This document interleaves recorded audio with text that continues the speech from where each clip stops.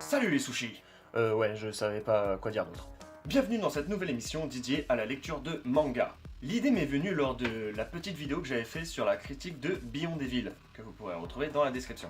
Je me suis dit autant faire une petite émission qui vous permettrait de voir des critiques et une observation des mangas que je suis en train de lire. Ça ne ressemblera pas à un moment manga car dans cette émission qui est lecture en vrac, je fais une analyse, une critique et une observation. Ouais, ça je l'ai déjà dit. Bref, ce sera pas un moment manga, lecture en vrac est différent. Je vous expose une lecture que j'ai eue il y a peu. Bref, vous savez tout, on va arrêter de parler pour rien dire. On va parler d'un manga dont vous aurez pu voir le titre dans la description. C'est le manga que j'ai reçu dans ma e-tech box. Ceci, Space Travelers.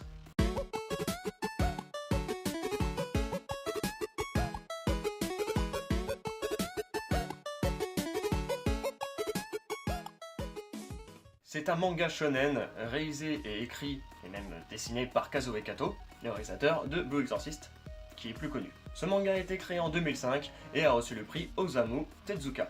Oui, j'espère que je l'ai bien dit. Qui d'ailleurs, le nom de ce prix prend le prénom et le nom d'un homme qui est carrément nommé le dieu du manga. Il est en effet considéré comme l'un des pères fondateurs du manga, tel qu'on le connaît aujourd'hui. Ce manga Space Traveler est situé dans la catégorie science-fiction et aventure. Et je le conseille grandement, si vous voulez découvrir de nouvelles choses, de nouveaux mangas, situés dans plutôt le genre science-fiction aventure, comme je viens de dire.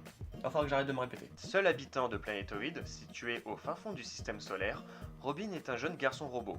Son quotidien est bouleversé le jour où un lapin humanoïde débarque sur sa planète. Celui-ci, prénommé USA, s'avère être un évadé du pénitencier de Pluton, poursuivi par la terrible armée de l'Alliance du système solaire. Pour aider son nouvel ami, Robin se voit contraint de recourir à une mystérieuse vis rouge.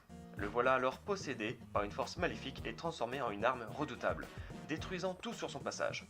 Heureusement, USA parvient à délivrer en ôtant la vis, logée dans son œil gauche. Mais ils ne sont pas tirés d'affaire pour autant car l'armée découvre que le petit garçon n'est autre que le fils des étoiles qu'elle recherchait depuis des années. Voilà.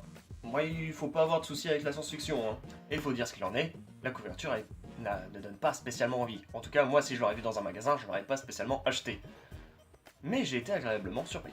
Le manga va peut-être un peu vite au début, on sent que l'auteur est un peu maladroit dans le début de l'enchaînement des situations, mais après ça ne se remarque plus. Et puis honnêtement, ces dessins sont vraiment super.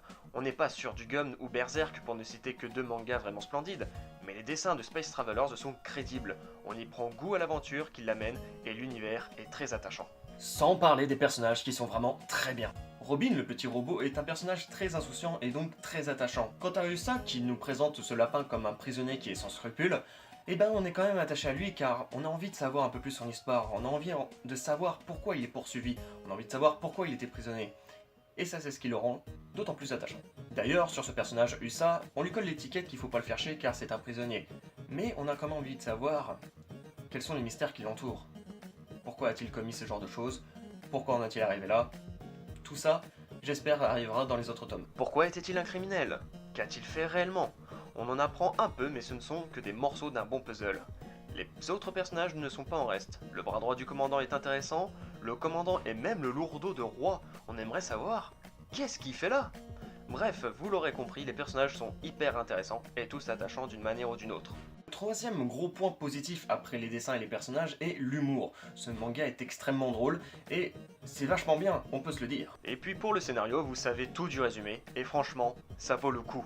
C'est pour moi l'un des coups de cœur de cette année. Alors merci Techbox de faire découvrir des mangas aussi super. Et comme vous l'avez aisément remarqué, impassible que vous êtes, je n'ai pas cité de points négatifs. Car il y en a tout bonnement pas. Tout du moins pour l'instant, il va falloir lire les autres tomes pour savoir si toute l'histoire vaut le coup.